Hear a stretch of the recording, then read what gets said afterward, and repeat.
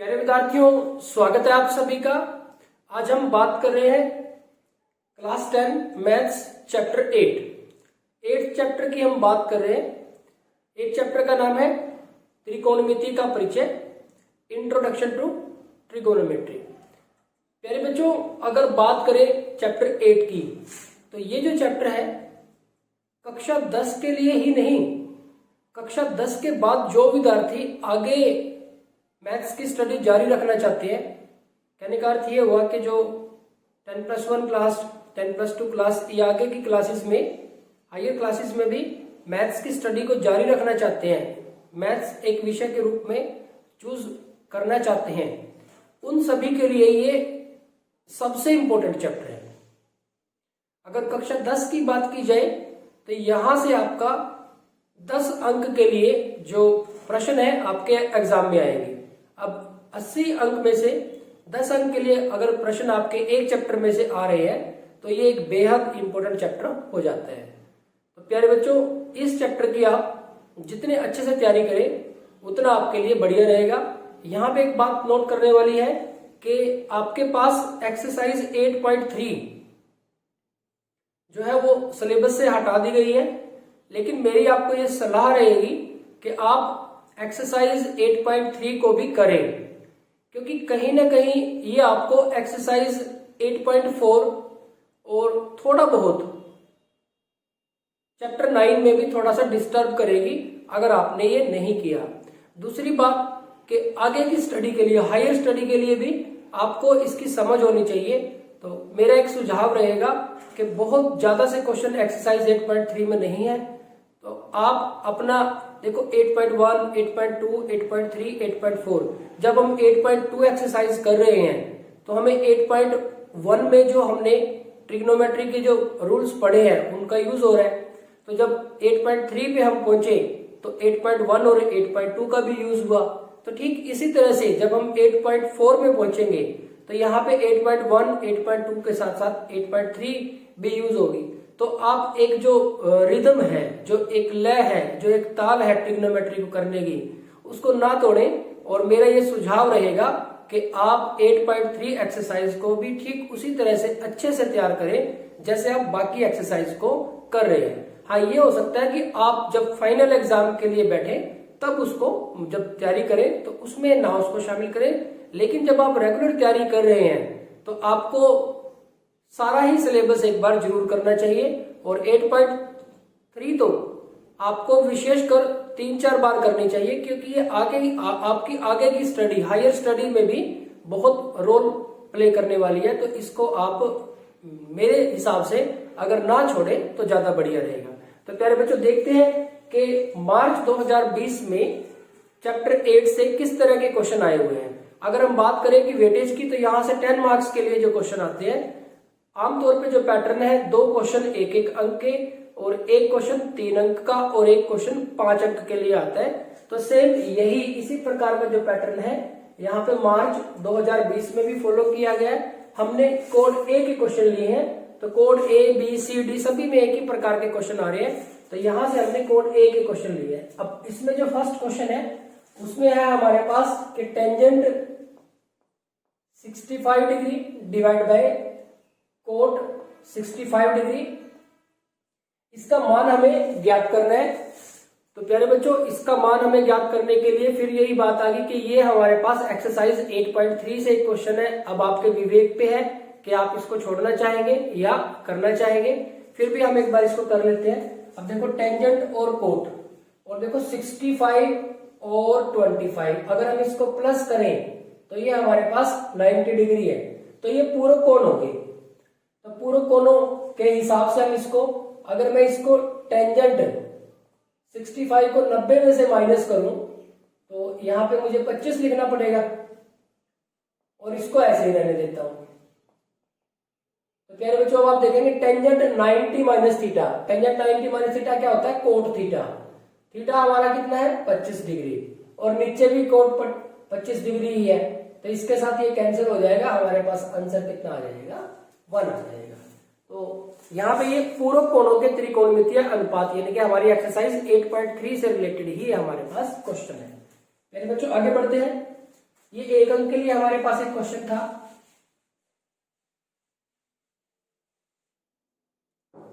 एक अंक के लिए क्वेश्चन हो रहा है कि साइन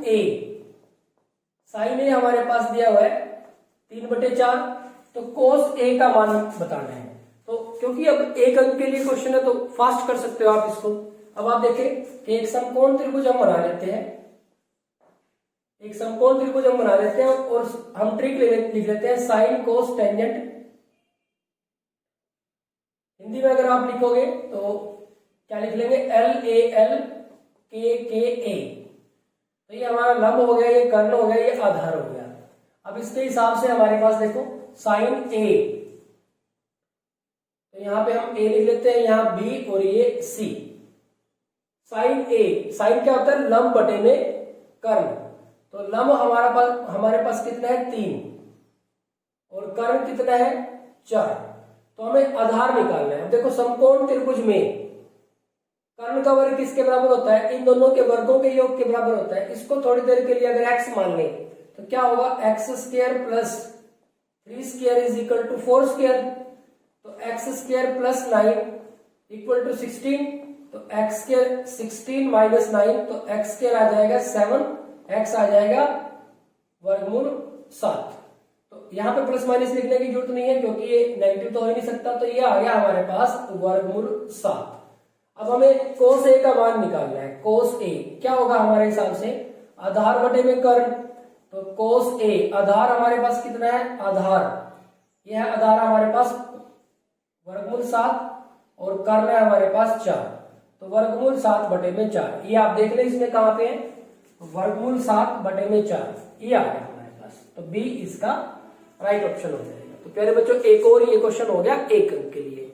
अब अगला जो क्वेश्चन है हमारे पास वो 3 अंक के लिए है। नेक्स्ट जो हमारे पास क्वेश्चन है वो 3 अंक के लिए है।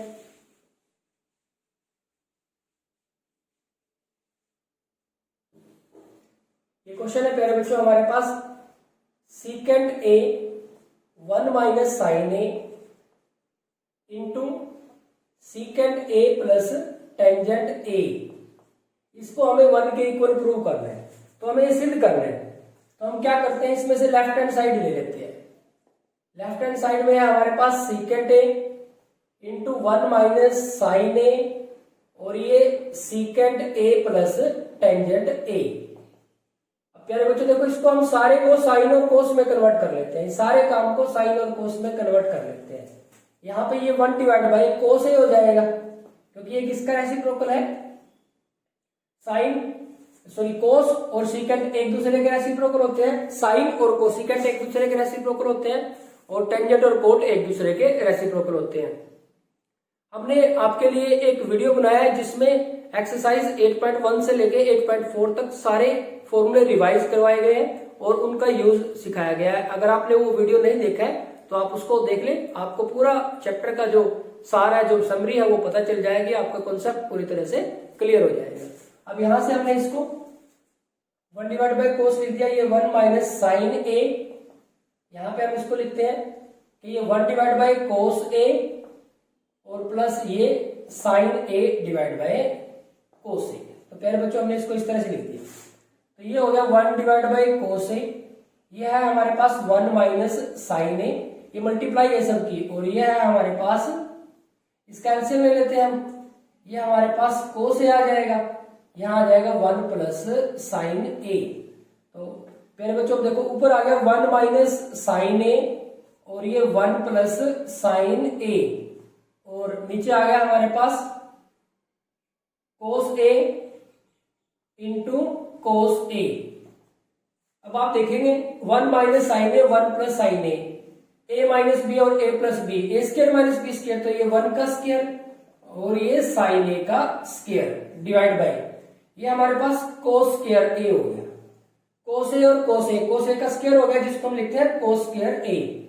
अब यहाँ पे हमारे पास ये हो गया 1 माइनस ये हो गया sine square A divide by cos square A.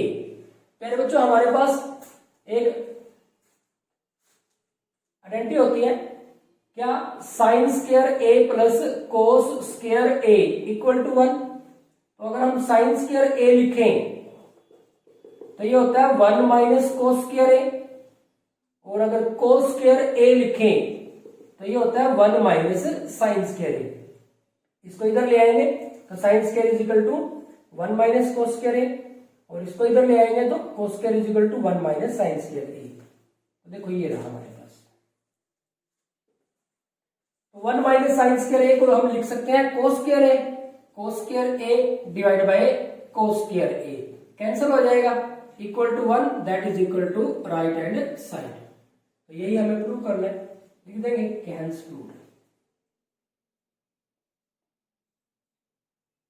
प्यारे बच्चों ये हो गया हमारे पास थर्ड क्वेश्चन, जो कि कितने अंक के लिए आया हुआ है, 3 अंक के लिए आपके एग्जाम में आया हुआ है। एक और क्वेश्चन है जो कि आपके पास 5 मार्क्स के लिए आया है। दोनों ही क्वेश्चन 8.4 एक्सरसाइज से आए हुए हैं।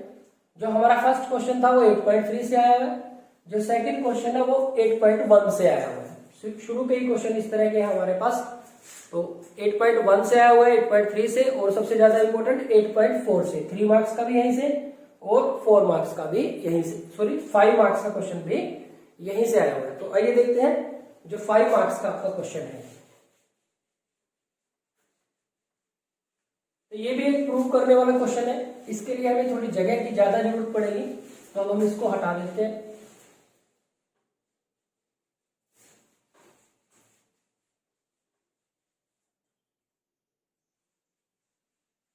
ऊपर लिख लेंगे।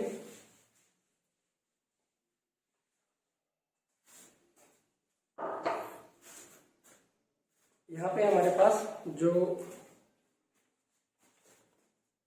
फोर्थ क्वेश्चन था, जो 5 मार्क्स के लिए आया हुआ है, वो है sine theta plus cos theta minus 1 divide by sine theta minus cos theta plus 1, that is equal to 1 divide by secant theta plus tangent theta. तो प्यारे बच्चों ये हमें प्रूव करना है। यहाँ पे एक बात नोट करने वाली है कि एक्सरसाइज 8.4 में कुछ क्वेश्चंस ऐसे हैं जो आपने पहले एक बार कर रखे हैं, तो उनको करना थोड़ा सा आसान हो जाता है। अगर आपने एक बार पहले नहीं किए हुए तो उनके लिए कुछ लिख पाना थोड़ा सा मुश्किल हो जाता है। कुछ ऐसा ही एक क्वेश्चन लिया हुआ है यहाँ पे। पहले बच्चों हम क्या करते हैं, लेफ्ट हैंड साइड ले लेते हैं। ये है sine theta plus cos theta minus 1 और sign theta minus cos theta plus 1। तो अब हम करें कि जो अंश है और हर दोनों को, अंश और हर दोनों को कोस थीटा से भाग करने पर, अंश और हर दोनों को कोस थीटा से भाग कर दिया तो देखो क्या बन जाएगा, sine theta divide by cos theta plus cos theta divide by cos theta minus 1 divide by cos theta. यहां पे sine theta divide by cos theta minus cos theta divide by cos theta और 1 divide by cos theta. तो यहां पे left hand side हमारे पास बन जाएगी sine theta by cos theta tangent theta plus cos theta divide by cos theta cut के 1 आ गया, minus 1 divide by cos theta, cos और सीकेंट थीटा उसमें रेसिप्रोकल होते हैं, तो यहाँ पे हम लिख देंगे सीकेंट थीटा डिवाइड बाय, यहाँ पे sign theta by cos theta tangent theta minus cos theta by cos theta cut जाएगा 1 प्लस 1 बाय कोस थीटा, ये हो जाएगा हमारे पास सीकेंट थीटा। तो प्यारे बच्चों अब मैं आपको बताता हूं कि हमने कोस थीटा से क्यों डिवाइड किया। अब आपके पास देखो राइट साइड में हमारे पास सीकेंट थीटा और टेंजेंट थीटा है। देखो हमारे पास जो कोस थीटा से डिवाइड करने के बाद जो टर्म्स आई है उसमें या तो 1 है या फिर टेंजेंट थीटा है या फिर हमारे पास सीकेंट थीटा है। तो इस वजह से हमने कोस थीटा से डिवाइड किया है। अगर यहाँ कोसिकेंट और कोट होता तो फिर हम साइन से डिवाइड करते, अगर कोसिकेंट और कोट होता तो फिर हम इसको साइन से डिवाइड करते अंश और हर को। अब आगे बढ़ते हैं। देखो न्यूमरेटर में 1 है, यानी कि ये सारा कटना चाहिए, यानी कि ये सारा कटना चाहिए, इसमें कुछ ना कुछ एडजस्टमेंट करनी है। अब आप देखेंगे कि हम जानते हैं कि secant square theta minus tangent square theta कितना होता है 1 होता है। तो हम secant square theta plus tangent square theta को भी 1 लिख सकते हैं और 1 को भी ये लिख सकते हैं, क्योंकि दोनों आपस में बराबर होते हैं। तो ये चीज आप ध्यान रखेंगे। अब आप देखिए लेफ्ट हैंड साइड यहां पे tangent theta plus 1 minus secant theta divide bye, यहां पे देखो टेंजेंट थीटा ऐसे ही रहने दो प्लस सीकेंड थीटा आगे लिख दिया और -1 पीछे लिख दिया और कुछ नहीं किया। अब आप देखें यहां पे आप चाहे तो यहां पे इसको भी ऐसे कर लेते हैं, लेकिन बाद में कर लेंगे हम। अब यहां देखो इस 1 की जगह पे, इस 1 की जगह पे हम ये लिखेंगे। देखो इसमें क्या चेंज आएगा, tangent theta plus 1 minus secant theta divide bye tangent theta plus secant theta minus, अब देखो ये लिखना है तो हमें ब्रैकेट में लिखना पड़ेगा। ये क्या है, ये secant square theta minus tangent square theta. अब इसको देखो क्या लिखा, tangent theta plus 1 minus secant theta divide bye tangent theta plus secant theta, ये तो अलग पार्ट है माइनस। अब यहां आप देखें कि ये जो पार्ट है इसको ए स्क्वायर माइनस बी स्क्वायर की तरह सोचे तो इसको हम लिख सकते हैं ए माइनस बी इंटू ए प्लस बी, ऐसे लिख सकते हैं, या ए प्लस बी इंटू ए माइनस बी। ठीक है, तो इस पे ये आइडेंटिटी अप्लाई कर देते हैं। तो ये क्या हो जाएगा, secant theta minus tangent theta, A minus B लिख दिया हमने, और secant theta plus tangent theta A plus B लिख दिया हमने। अब आप देखिए ऊपर है tangent theta plus 1 minus secant theta, यहां से कुछ कॉमन आया, देखो ये पार्ट और ये पार्ट एक जैसा तो है, tangent theta plus secant theta या secant theta plus tangent theta एक ही तो बात है। तो ये हम कॉमन ले लेते हैं, ये वाला पार्ट हम कॉमन ले लेते हैं, इसको tangent theta plus secant theta लिख दो या secant theta plus tangent theta लिख दो। तो यहां से हमने इसको कॉमन ले लिया, क्या, tangent theta plus secant theta. अंदर देखो ये तो सारा बाहर चला गया, 1 बच गया, यहां से ये बचा और माइनस बचा, तो क्या आ जाएगा, माइनस का तो सीकेंड थीटा रह जाएगा और प्लस का टेंजेंट थीटा हो जाएगा।